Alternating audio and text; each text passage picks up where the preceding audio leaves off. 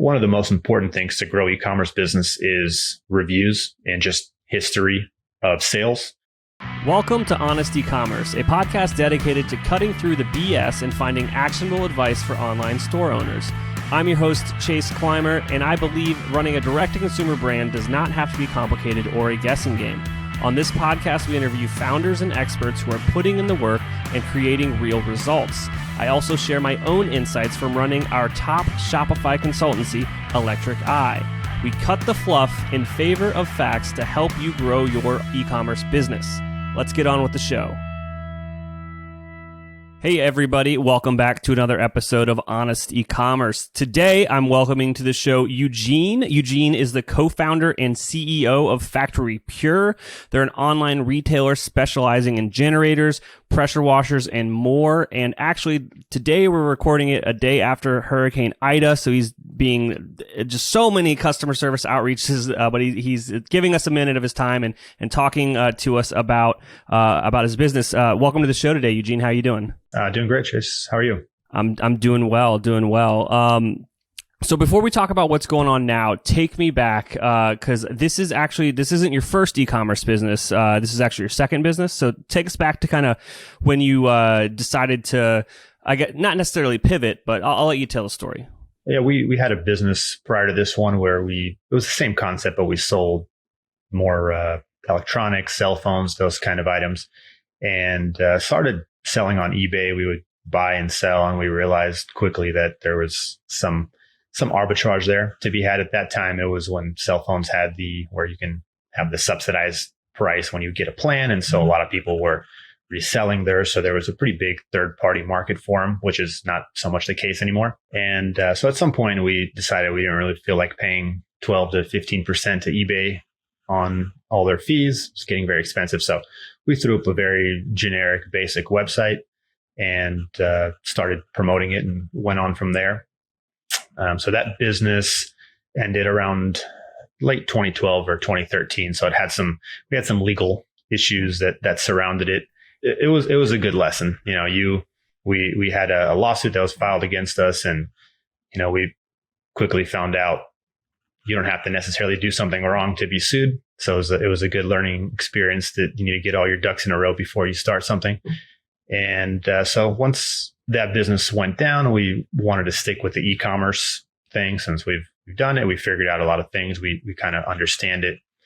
And so we pivoted to air purifiers just because it was easy to do. There was an easy dropship model. The manufacturers, they weren't requiring a whole lot of sales history, track record, just had to have a generic website that you threw up, which at that time we did with Shopify. So it's much easier than the first site. Times were different.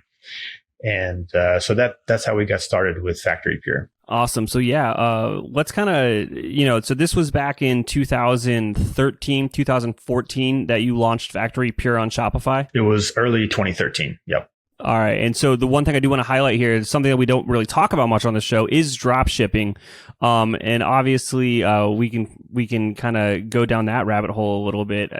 I feel like back in 2013, just the concept of drop shipping and using a direct consumer store and just Shopify in general, it was before it was, I guess, popularized by the gurus. So I guess what can you tell us about how it worked back then versus kind of, how it evolved over the years?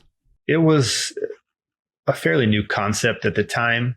And it seemed very easy. Everybody was drawn to it because you don't have to have no capital, but you have to have very little capital to get started, because essentially until you get paid for the item, you don't have to pay for it. So a lot of people started doing it. A lot of manufacturers opened up their doors to allow drop shipping. And it was this build, very easy. We threw up a website by ourselves. We don't have any development knowledge. We didn't hire a developer. We just threw up a generic site. And we got accounts for maybe 5 or 6 different manufacturers for air purifiers. And the issue we ran into was the reason why it's so easy to get in is also why it's so difficult to succeed, because essentially you're just one of many. They have 50 plus dealers all selling the same thing at the same price. They generally have MAP pricing, which is a minimum advertised price. So you can't list it below a certain amount. So all the dealers had it at the same price. And so I would say now a lot of manufacturers are a little bit more hesitant to bring on new drop shippers just because it's already so saturated. So it's a lot harder to do now. You really have to dig and do some research and find a niche that's valuable or maybe hasn't been exploited. And so at some point we went a little bit away from drop shipping. So we still do it. We have a mixed model, but a lot of manufacturers now, they want you to at least stock a certain percentage of your overall sales. So if all you're doing is drop shipping, at some point they'll kick you out. And you highlighted that it's more difficult now, and I think it goes again with what you're saying with the oversaturation. It is more difficult to succeed because it is honestly so easy to build a store and inject products that you are competing against, I would say, almost millions of other stores. There are so many people that are standing these things up because they get hooked by that easy money. You know what I mean? It tails all the time. If it seems too good to be true, it probably is. Yeah, I agree. It's there are really no barriers to entry. That's the issue. So anybody can do it and everybody does. And so what you start to see is the big box stores that usually are also you're competing with, they tend to creep up to the top in that model. And so it makes it very hard to compete because you can have all the best SEO and pay-per-click and everything on your staff, but you're not going to compete with their advertising and their marketing. So it just puts you in this hole where you think, okay, I need to find something, I need to pivot, I need to do something else.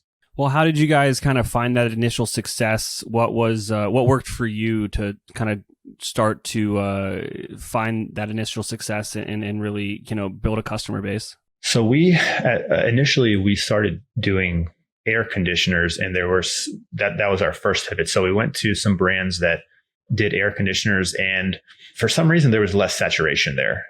And so we researched some brands, maybe not the best brands, maybe not the Honeywells or the Frigidairs or some of the top guys, and some of the lower brands that people that research this stuff know about, but maybe isn't mainstream. And so we started with those brands. We also had brands that didn't have MAP pricing, so you can set whatever price you want, and there is an issue there where everyone's undercutting everyone. And so the margins are very small doing that, but it still gives you some proof of concept. And one of the most important things to grow e-commerce business is reviews and just history of sales. And Google, they're very smart. They pick up on that. They factor in your reviews. They factor in your revenue because they can see all that if items are coming from, or if orders are coming from ads. And so, you'll find that it'll over time, and it takes years. It's not something quick, but you'll naturally show higher in search rankings. You'll naturally show higher for relevant content. And so once you're at that stage, which takes a while, and you'll have a long period of time where you're selling stuff either at cost or at a loss just to get to that point. But once you get there, you'll start seeing more favorable responses even to your MAP priced items, or ones where you're maybe competing with a lot of other retailers. Gotcha. So it was really slow and steady wins the race, and it was just try to acquire customers and try to get sales to build that kind of. I think it's one thing that goes with just drop shipping stores in general is to build that trust. A lot of the you could probably go and stand up a Shopify store with a free theme and inject a bunch of products in 15 minutes if you really know what you're doing. But that store is not going to have the level of trust, especially the trust signals that Google sees as someone that's been putting in the work for, 6 months to a year. Yeah. And with pay-per-click, you set a cost, but let's say you set 50 cents as your max cost per click. It doesn't mean that you're necessarily paying 50 cents for every click. It's kind of like a bidding system between you and all the other sellers. And so when you have success, when they see that people are, what Google's trying to do is show relevant content, right? So if they see that when people are getting on your site and buying, that affirms to them that your website is relative content, which is what they always want to show. That's what gives them the credibility. And so that'll naturally get you to a point where you're paying less per click, because Google is kind of, I mean, I want to say artificially, not really artificially, but they're putting you above people that might be bidding higher than you just because they know that your content might be more relative than theirs. And you have Google Shopping where somebody types in certain kind of air purifier and then you have all the sellers, right? So you'll have 20 sellers, 30 sellers, 50 sellers, and they'll have the reviews right there. So you'll see which sellers actually have reviews and which are just, fly by night companies. And so once you start getting those reviews, it's much easier to compete. So now, even though there's 50, 60 sellers, you might now be competing with, 5 to 8 sellers that are in your review range that have the trust level that you have. Absolutely. Now, if there, is there something that you wish that you would have known when you got started, or if you could go back, if you had a time machine and go back and tell Eugene a few years ago, be like, hey, don't do this, or you should focus on this. I do have something that comes to mind. So at some point when we were just doing air purifiers, we were spending all our time on backlinking, SEO, writing guest posts on other people's blogs just for a link to our site.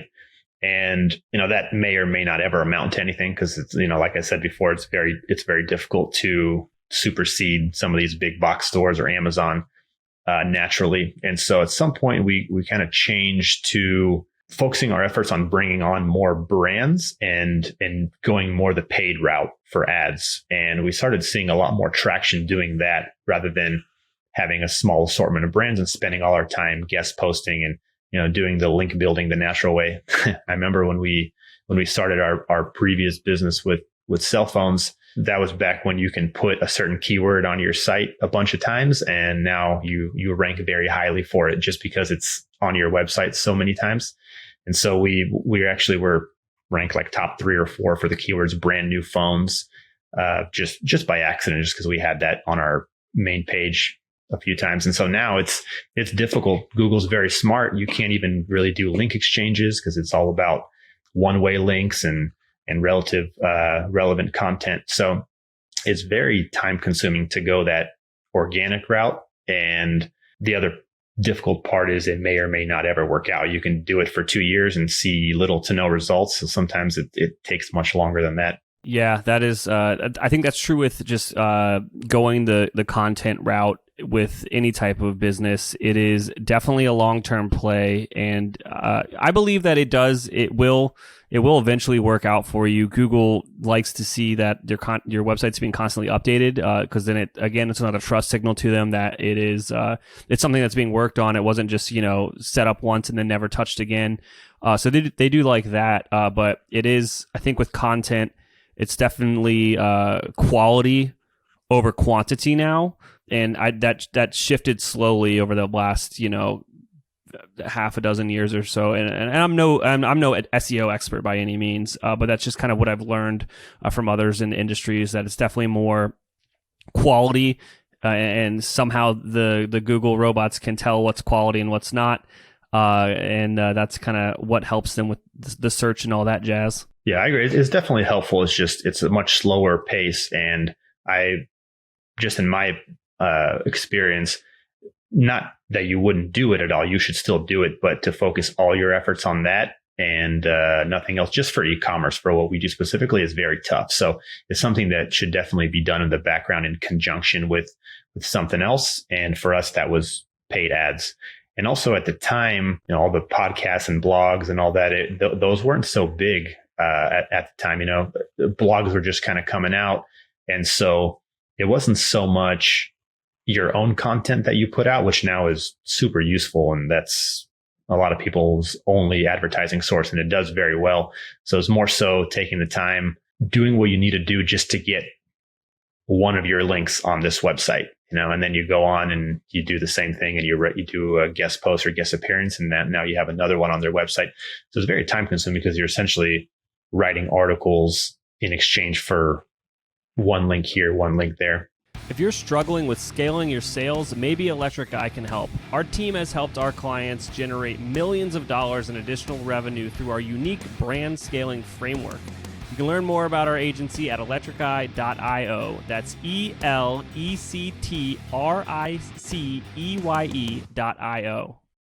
Mesa is the Shopify expansion pack to level up your brand.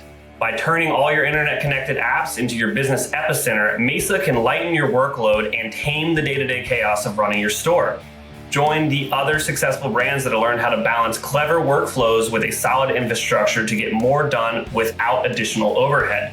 Whether you need to order data in Google Sheets, add products on Etsy, or get customers added to HubSpot, Mesa has you covered. Peace of mind is right around the corner when all your apps are working seamlessly together. To put it quite simply, Mesa is a better way to work. Search Mesa, that's MESA, in the Shopify App Store and download it today.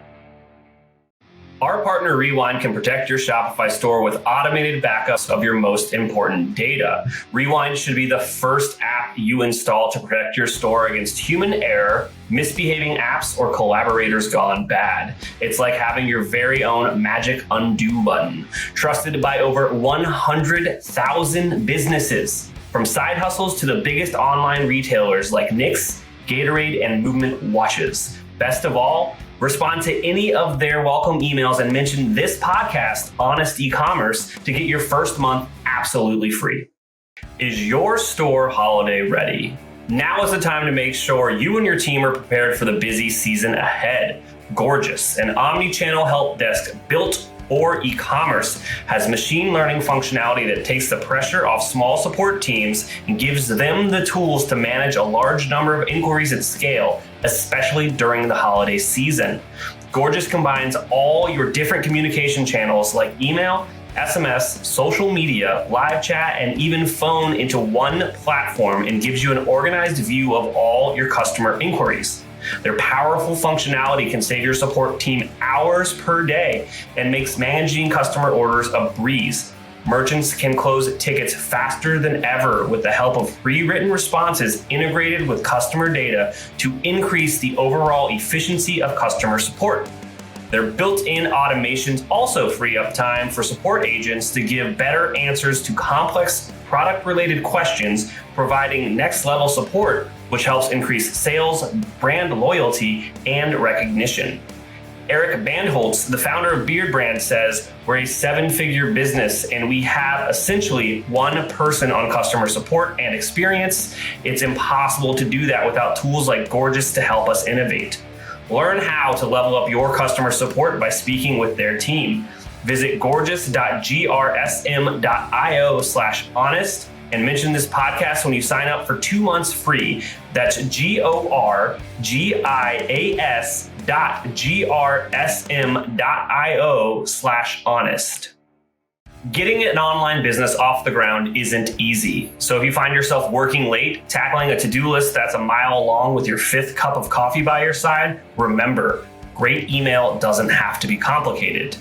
That's what Klaviyo is for. It's the email and SMS platform built to help e-commerce brands earn more money by creating genuine customer relationships. Once you set up a free Klaviyo account, you can start sending beautiful branded messages in minutes, thanks to drag and drop design templates and built-in guidance. And with e-commerce specific recommendations and insights, you can keep growing your business as you go. Get started with a free account at klaviyo.com/honest. That's KLAVIYO.com/honest. We did have some good success with on a lot of .edu websites. So for organic search, .edu has very high authority, and a lot of them have, for example, an employee discount promotion where you can reach out to them. You'll give them a little code to put on their website, and in exchange, they'll put a link to your site. So there are certain things like that which are even a little more scalable, where you don't have to write a whole article. You can reach out to a bunch of universities, schools, and offer them a promotion in exchange for the link. Yeah, that's a fantastic little strategy there. I think that link building as a whole is definitely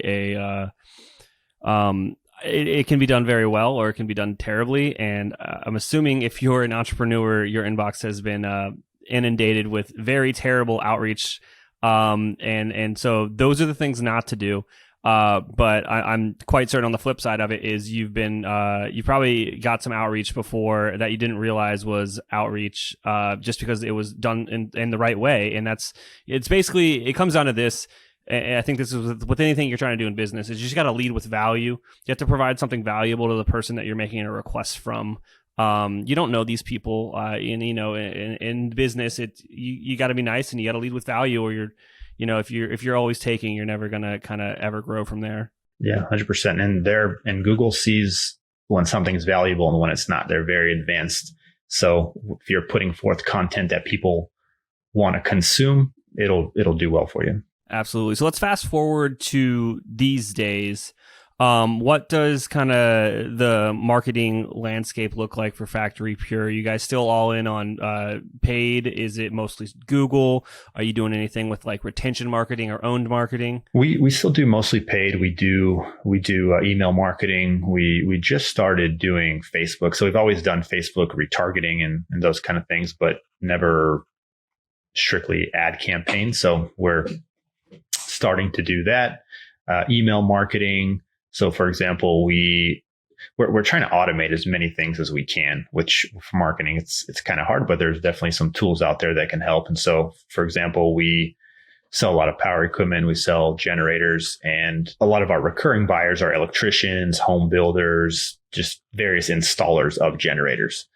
And so we've used some software. It's Airtable and Parabola. Those are the two softwares that we use. So it'll scan all of our orders that we've had in the past, but it'll also scan orders as they come in. And so if they have any keywords in them that would show us that this is probably an installer or a home builder, it'll pull it out into a separate campaign. And so we've created a lot of very good contacts. And so if we get a shipment of generators, we can email everybody and let them know. Those kind of things, when you can automate it, is much better. For us, a lot of our customers are just one-time customers. We don't sell products that you need every 2-3 months. It's something that you need, maybe once in a lifetime. And so we're able to really pinpoint the type of customers that are repeat buyers because they're in essence reselling or distributing them. And so this is our way to be able to target them in an automated way. Yeah, and to even double down on that, other ideas that come to my mind is, setting up a filter to say where the frequency is above 1. So if the majority of people aren't buying products more than once, anyone that does buy it more than once, maybe it's worth investigating if they're, a tradesman or what have you. And then another one would be setting up a price point threshold. So, for a lifetime value of a customer being above X, that's a useful filter that I've seen a lot of people do, especially, in industries that aren't as kind of related to you, but to setting up like a VIP threshold for like a clothing industry. If you know where kind of like there's like an inflection point where like someone hits a certain thing, they're going to keep buying from you if you keep selling them stuff, and like you should treat them like a VIP. Those perform really, really well. Yeah, no, those are good points. We actually do have the filter for if they've ordered more than one, because since it's something that generally one person buys one time, that even just 2 orders usually signifies that it could be somebody that's, purchased multiple. And the stock situation on them now,